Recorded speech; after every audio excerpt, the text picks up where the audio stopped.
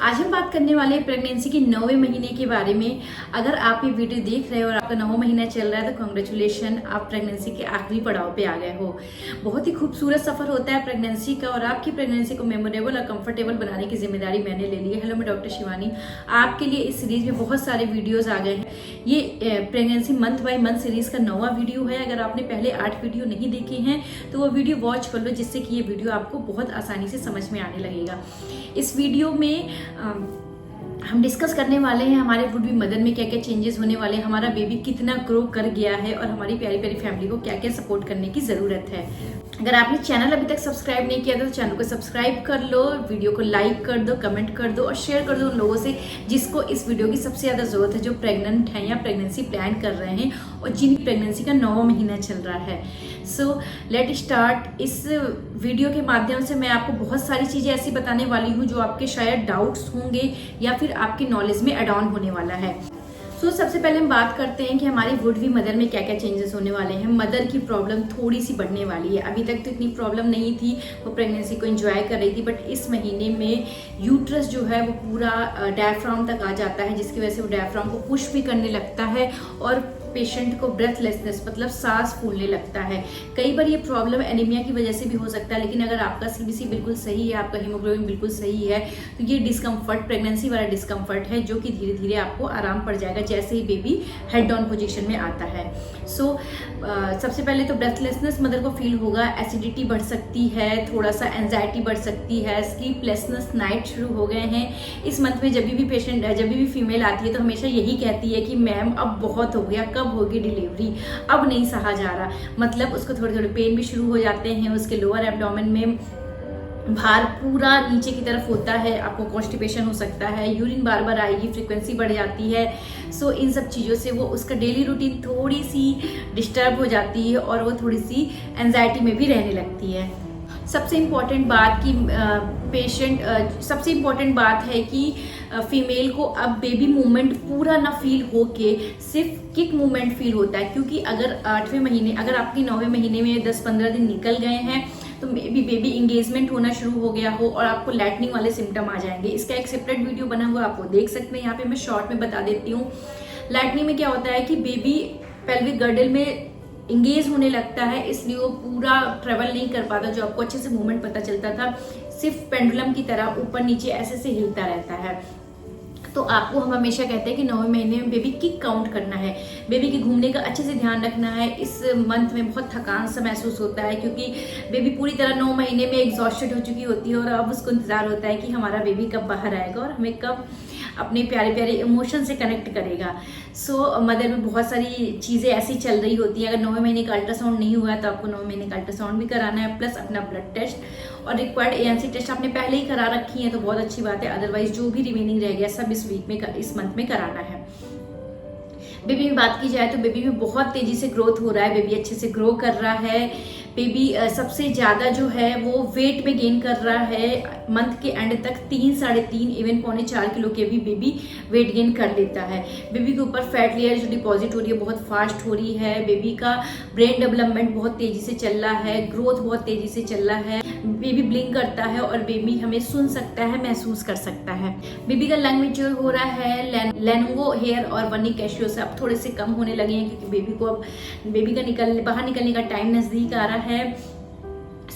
इस मंथ में कभी कभी AFI एमनियोटिक फ्लूइड इंडेक्स कम भी हो जाता है कंपैरेटिवली। तो अगर मदर को प्रॉपर ध्यान देना, बेबी मूवमेंट कर रहा है या नहीं कर रहा है, अगर जरा सा भी उसे फील हो रहा है कि बेबी मूवमेंट प्रॉपर नहीं हो रहा है तो तुरंत ही डॉक्टर को कंसल्ट करना है। ये कंडीशन अगर आप घर में रहोगे तो ये सिचुएशन में रिस्की भी हो सकता है। हम बात करते हैं कि इस मंथ में हमारी बॉडी को क्या क्या हेल्प करने की जरूरत है। सबसे पहले मदर का प्रोटीन डाइट प्रॉपर अच्छे से रखना है। अंजीर, खजूर और किशमिश ये भिगो के खाना है, जो कि बहुत अच्छा सोर्स होता है फाइबर का, कॉन्स्टिपेशन नहीं होने देता है, ब्लड भी अच्छा, हीमोग्लोबिन का अमाउंट भी अच्छा रहता है। और खजूर में तो बहुत स्पेशल ऐसी चीज़ें हैं जो कि आपको नॉर्मल लेवल इंड्यूस करने में और ड्यूरिंग लेबर आपको बहुत ही ज़्यादा हेल्प देती है। चाहे वो एनर्जी का सोर्स ले लो या सर्विक्स राइपनिंग का ले लो, इन सब चीज़ों में बहुत अच्छा रोल है। तो आपको सर्विक्स 4 से 6 तो आपको 4 से 6 खजूर अपने डेली रूटीन में शामिल करना है। आप खजूर का शेक बना सकते हो, आप खजूर को ऐसे ही खा सकते हो ड्राई फ्रूट की तरह, या भिगो के भी ले सकते हो। रही बात आपको हाइड्रेशन मेंटेन करने की, आपको हाइड्रेशन अपना प्रॉपर मेंटेन रखना है, आपको लिक्विड डाइट पे फोकस करना है, आपको कम से कम पूरे दिन में 2.5 से 3 लीटर पानी ज़रूर पीना है, इंक्लूडिंग दही का शरबत, छाछ, शिकंजी या फिर जूसेस। मदर को इन सब बातों का ध्यान रखना है, प्लस हिल्स अवॉइड करना है। जब भी आप लो फील कर रहे हो अपने बड़े के पास बैठ सकते हो, उनसे चीज़ें डिस्कस कर सकते हो, क्योंकि ये मंथ बहुत ही कॉम्प्लिकेटेड हो जाता है कुछ महिलाओं के लिए। किसी को बॉडी में स्वेलिंग शुरू हो जाती है, पैरों में स्वेलिंग शुरू हो जाती है। अपने बीपी का अच्छे से मॉनिटर करना है, बीपी बढ़ना नहीं चाहिए। HB आपने पहले ही करा के रख लिया तो हीमोग्लोबिन का भी रेंज आपको पता है। अगर आपके डॉक्टर आपसे कहते हैं कि HB में आपको 1-2 यूनिट ब्लड अरेंज करना है तो उसके लिए ब्लड बैंक से बात करनी है। अपना हॉस्पिटल बैग रेडी कर लेना है, सारे पर्चे एक थैले में रख लेने हैं, किसी भी वक्त हॉस्पिटल जाना पड़ सकता है। और दर्दे आए, फॉल्स आ रहे हैं, ट्रू आ रहे हैं, इसका एक सेपरेट वीडियो आने वाला है। तो सीरीज में ये वीडियोस हैं, मिस मत करना। इसके जस्ट बाद वो वीडियो आएगा तो कैसे पता चलेगा कि आपको ये ट्रू लीवर पेन है, आपको डॉक्टर के पास जाना चाहिए, वो आपको ध्यान में रखना है।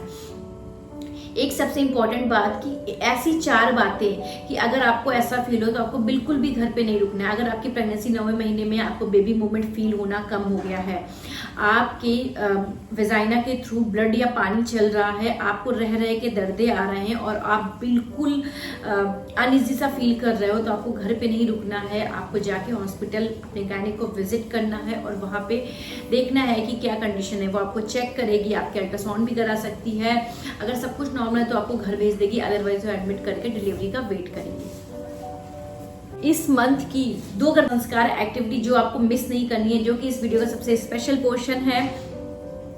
सबसे पहले तो आपको ब्रेन बूस्टर एक्टिविटी को कंटिन्यू रखना है, क्योंकि जैसा आप करोगे बेबी आपको वैसे ही करने वाला। आपको पजल, सुडोकू या फिर कोई नंबर गेम्स वगैरह होते हैं वो आपको खेलते रहना है।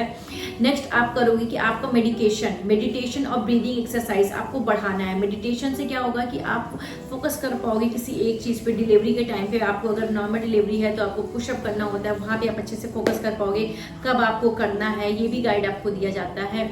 दूसरी चीज़ आपको खजूर अच्छे से लेना है, खजूर खाओगे तो आपकी डिलीवरी आसान हो जाने वाली है। तीसरी जो इम्पोर्टेंट चीज़ नेक्स्ट है कि आपको ब्रीदिंग एक्सरसाइज अच्छे से करना है, जिससे कि ड्यूरिंग लेबर आपको कोई भी परेशानी ना हो। और आप एक मंत्र का रोज सुनोगे, एक मंत्र को, जो भी जिस गॉड को आप फॉलो करते हो उसको, जिससे क्या होता है आप में पॉजिटिविटी आती है, आपको डरने की जरूरत नहीं है। कुछ अच्छे वीडियोस लाइक करोगे जिसमें पॉजिटिव बातें बताई जाती हैं, उनको ढंग से सुनोगे। सो ये वीडियो यहीं पे एंड करती हूँ। अदरवाइज बहुत सारी बातें होती हैं आपसे डिस्कस करने की, बट हमारे पास वीडियो का टाइम लिमिटेड होता है।